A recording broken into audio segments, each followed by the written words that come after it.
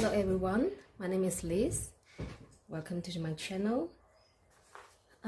Today I'm going to show you some of the pages that I make for this journal.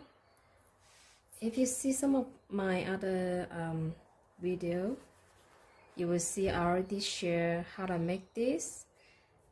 I make this using the same method, same similar material, but I have different feeling, personality. This one I make it like exaggerated. I add a lot of bling, a lot of fabric yo-yo, a lot of stick out. I even glue fabric doily. And this one I keep it simple, less fake, as you can see. And I close it with flats and that I hand braided. It's easy, just like braiding your daughters here. I love both, but I have make them a different personality because I want to give out these two to different person. So today I'm going to share with you some of the pages that I like in this journal. One thing that I really like is this tide. It's simple, but the colors is flexible, magical, with a bit of bling. I make the cover with the same fabrics. The inside of the cardstock from the magazine cover. I cut them into half. One is I make it into this one, and one I make into another one, so they have similar size. I have a lot of National Geographic magazine, and it always comes with a subscription envelope. At the beginning, I don't know what I should do with that. I tear some of the yellow part to make collage, but one day I thought, why not I just use it in a journal, because it's perfect to be used as pockets. And it's amazing because if you see that it have one layers that you can stick things in, and it can hold it quite well. And the envelope itself have another layers. This is the perfect pocket.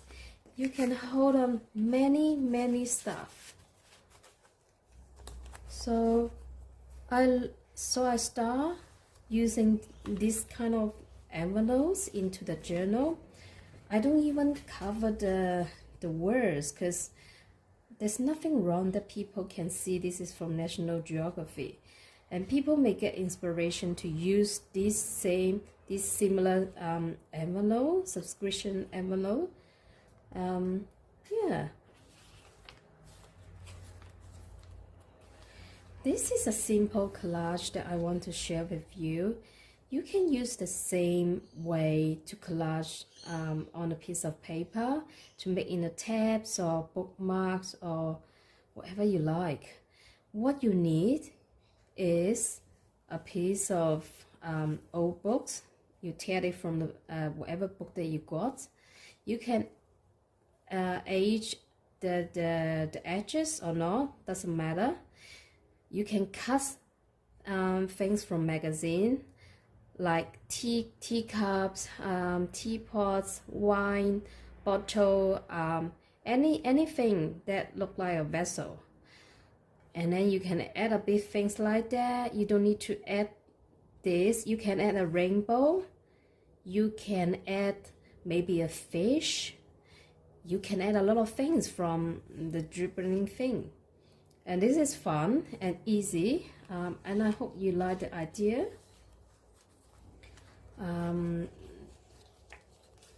This is a piece of inking stuff that I because this pocket is quite narrow. I don't know what I should put in unless I put in things like that. And this is another thing I want to show you. This is from my slow stitching practice. This seams is called reversible seam.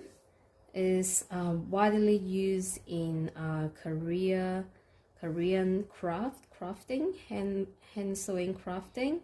So when you see both sides, there's no raw edges. So I want to show people, whoever got the journal, that this is a bit of hand sewing crafting that we may forgot or we may never use for a long time.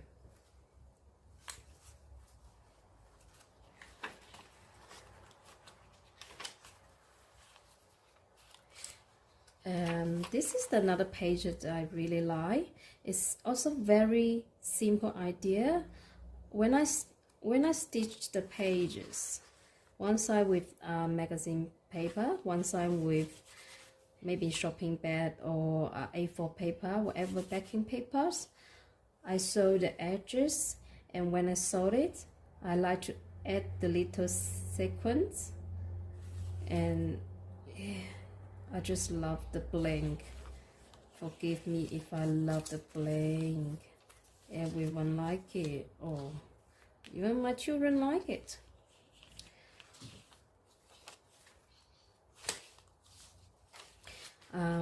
This is the paper that I dye with the streamer.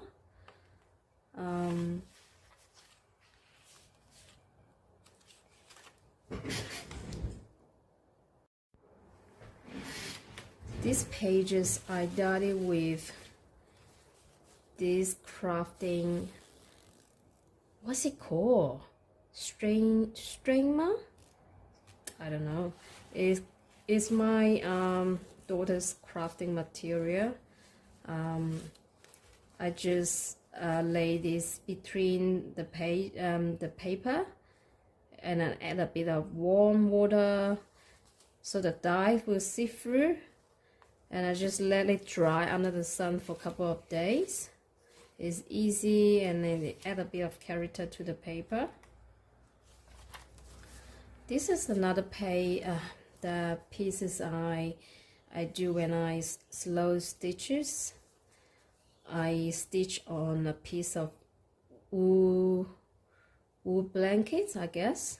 Yeah, and I use applique stitches so there's no raw edge, and then I glue on the paper. I make a lot of things like that, the little pieces from time to time.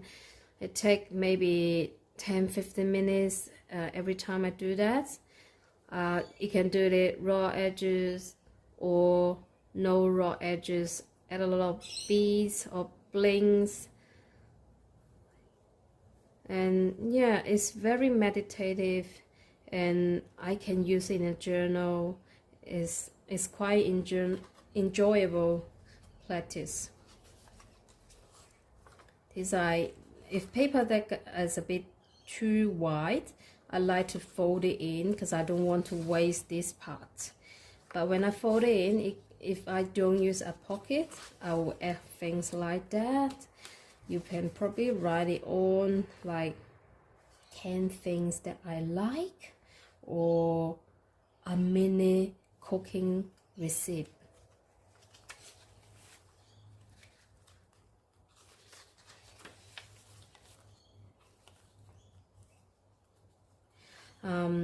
This paper I cut it from, I don't know which magazine, but it's from the clothes. So if you come across papers or image in magazine like that, you can save it and you can use it in a journal because it have different, yeah, it's beautiful, isn't it?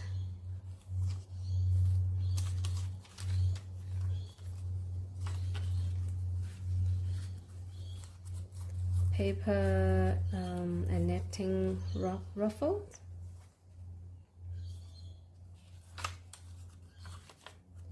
Yeah, this is the other side of the my hand stitching pages. I really like that, and if I binding with other papers, I make sure it is between the papers because it is not stick.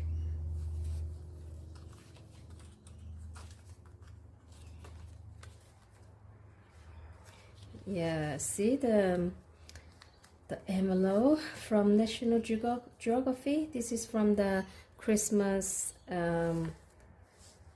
Christmas season, I guess.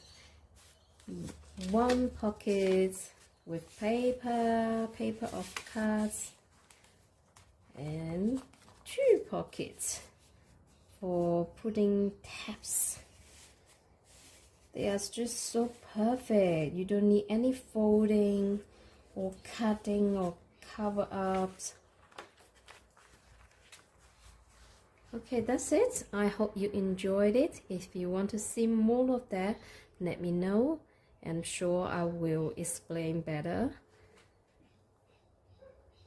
See you next time.